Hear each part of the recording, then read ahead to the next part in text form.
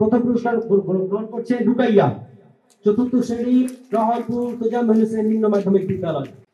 যারা ভালো করে, ভালো রেজাল্ট করে যারা, তাদের জন্য আমাদের কোনো কার্পণ্য নাই।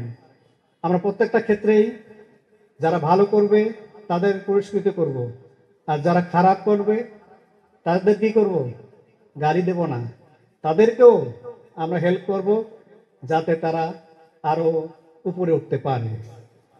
আমি বারবার বলি, এই যে ক্লাসের লেখাপড়া, সেই সাথে নিজের লেখাপড়া।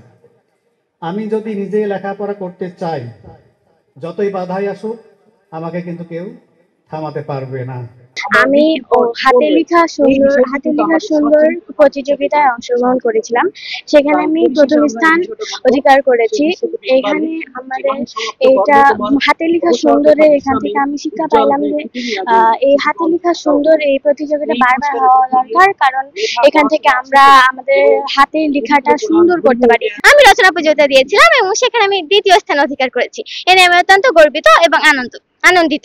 এখানে মূলত 1971 সালের পর বাংলাদেশ স্বাধীন হয়েছে দ্বিতীয়বার, সে কথাটি উল্লেখ আছে। এটি শুধু একটি প্রতিযোগিতা, আনন্দেরই নয়, এটি মূলত একটি শিক্ষার প্রতিযোগিতা, কারণ এখান থেকে আমরা অনেক শিক্ষা লাভ করতে পারি, আমাদের জ্ঞানেরও অনেক ভান্ডার বিকাশিত হয় এবং আমরা অত্যন্ত জ্ঞান লাভ করতে পারি এই প্রতিযোগিতাটিতে। ইংলিশ অলিম্পিয়াডের মতো এরকম গুরুত্বপূর্ণ একটা প্রতিযোগিতায় চতুর্থ স্থান অধিকার করার জন্য আমি ভালো অনুভব করছি এবং এসব উদ্যোগে আমি খুবই সাধুবাদ জানাই। যারা আয়োজন করেছে তারা, আমি মনে করি, খুবই মহৎ কাজ করেছেন।